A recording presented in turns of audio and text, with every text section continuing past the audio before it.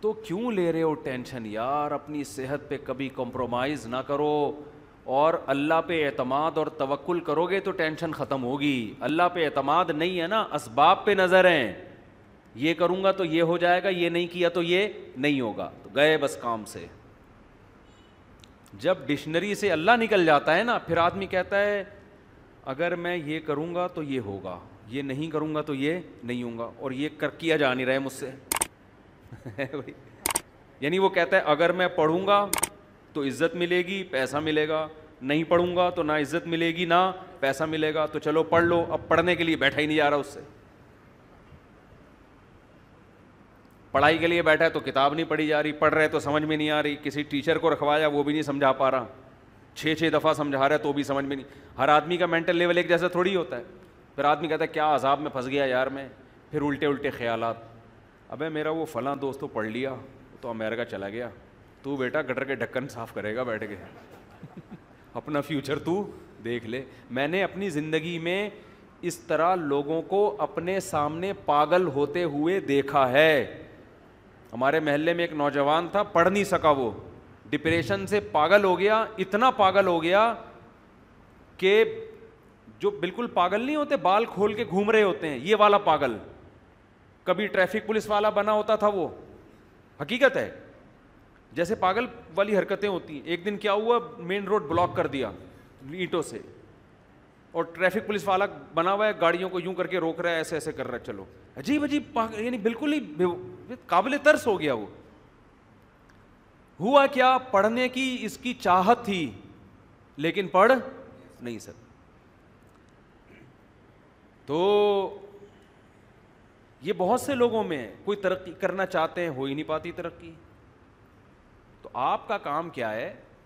سب سے پہلے اپنی کھوپڑی کو ٹینشن سے آزاد. اس کے 2 موٹے موٹے اصول ہیں. ویسے تو اس پر میرے مستقل آپ کو بیانات ملیں گے، آڈیو بیان ہے، یوٹیوب پہ آپ سرچ کریں ڈپریشن کا علاج، ٹینشن کا علاج، یہ سرچ کریں.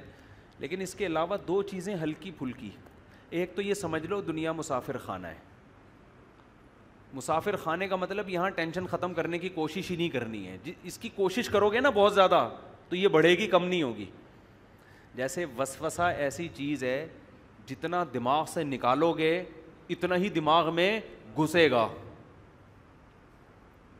اگر آپ واش روم میں بیٹھ گئے، پیشاب کرنے کے بعد آپ نے کہا قطرہ آنا جب بند ہوگا تو میں اٹھوں گا، قیامت آ جائے گی آپ کا قطرہ آنا بند نہیں ہوگا.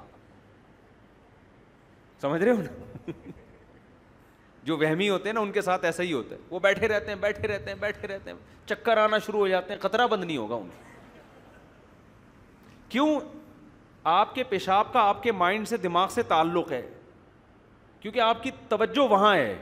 جب وہاں توجہ، یہ جو ہمارا قضائے حاجت کا جو سسٹم ہے نا، پیشاب اور قضاء، اس کا ہمارے دماغ سے بہت گہرا تعلق ہے. تبھی تو ایک دم جیسی خوف ہوتا ہے فوراً قبض کھل جاتا ہے آدمی کا. کسی کو بہت زبردست قبض ہو نا، ٹوٹ نہ رہا ہو، رات کے اندھیرے میں چڑیل بن کے ڈرائیں اس کو، فوراً واش روم بھاگے گا وہ. پرانے سے پرانے قبض کا بہترین علاج ہے یہ. حقیقت. تو جب آپ واش روم میں بیٹھے ہوئے اور توجہ ساری آپ کی پیشاب کی طرف ہے، سوال ہی پیدا نہیں ہوتا کہ وہ رک جائے. بیٹھے رہو.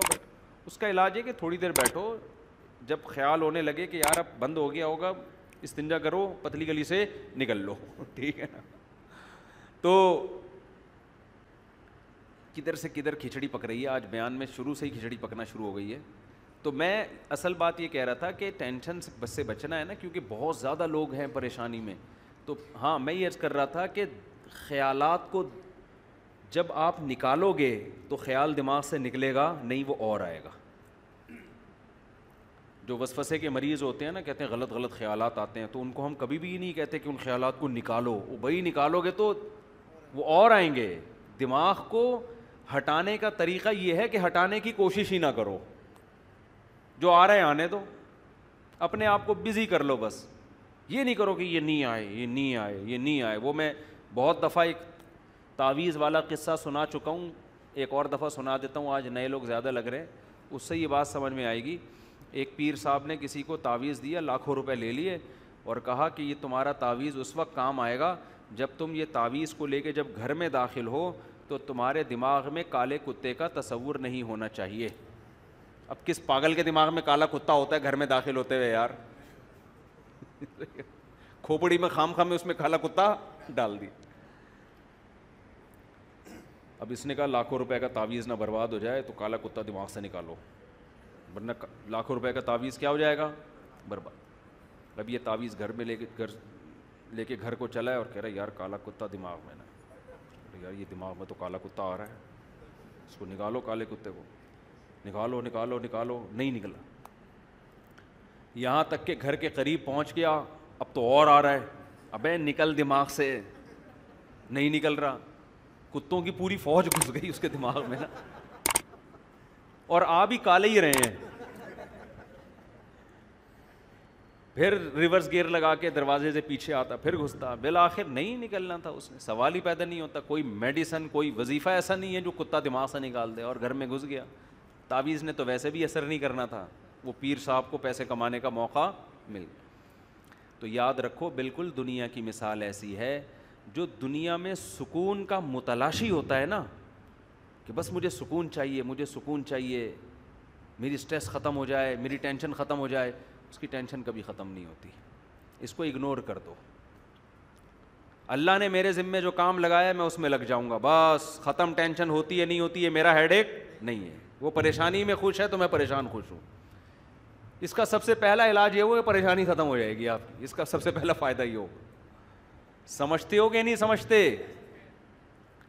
یعنی ٹینشن ختم کرنے کی ٹینشن بھی چھوڑ دو. ہم اس کے مکلف ہیں جو ہمارے بس میں ہیں. اس کی مثال, ہمیں شریعت نے صحت کے اسباب کا حکم دیا کہ آپ ایسی چیزیں نہ کھاؤ جس سے صحت خراب ہوتی ہے. آپ لائف اسٹائل ایسا رکھو جس سے صحت بنتی ہے. اسباب اختیار کرو, نتیجہ کس کے ہاتھ میں ہے؟ اللہ کے. بہت سے لوگ بہت کچھ کر کے بھی کینسر مر جاتے ہیں, اور بہت سے بد پرہیزی کر کے بھی 100 سال زندہ رہتے ہیں. تو ہم مکلف ہیں اس کام کے جو ہمارے ذمے قدرت نے لگایا ہے. اگر ایک آدمی صحت کی فکر کرتا ہے اتنی جتنی شریعت نے کہا ہے, احتیاط کرو. ہمارے نبی کی جو غذائیں تھیں سادہ غذائیں تھیں, محنت تھی, وقت پہ سونا وقت پہ اٹھنا, یہ ساری چیزیں مینج کر کے ایک آدمی چل رہا ہے, لیکن اس کی یہ ساری محنت برباد ہو جائے گی اگر وہ اس کے رزلٹ کو اپنے اوپر مسلط کر لے. سمجھ رہے ہیں نا؟ اگر وہ یہ ٹینشن لینا شروع کر دینا کہ اس کا رزلٹ نکل رہا ہے, صحت میری بننی ہے لازمی, تو یہی چیز اس کی صحت کے خراب کرنے کا, کیونکہ صحت کے لیے سب سے پہلے ضروری ہے بے فکری ہو, ٹینشن نہ ہو. اسٹریس اور ٹینشن سے تو آدمی کا بیڑا غرق ہو جاتا. میں نے دیکھا ہے کچھ لوگ صحت کو مسلط کر لیتے ہیں, ہائے یہ نہ ہو جائے, ہائی یوں نہ ہو جائے, ہائی یوں نہ ہو جائے, بھائی یہ بھی نہ, چھوئی موئی بن گئے. یہی چیز ان کو ڈپریشن میں لے گئی. تو آپ نے اسباب اختیار کرنے, بن گئی ٹھیک ہے, نہیں بنی تو کون سا یار, ہم نے قیامت کا اعلان کر کے تھوڑی جانا ہے. وہیں جانا ہے جہاں بیمار لوگ گئے ہیں. ہم بھی مر جائیں گے, وہ بھی مر جائیں گے, فنش کہانی. کتنے دن زندہ رہنا ہے ہم نے. تو خوش آدمی صحت مند ہوتا ہے, کامیاب ہوتا ہے, بھلے اس کے پاس پیسے نہ ہوں.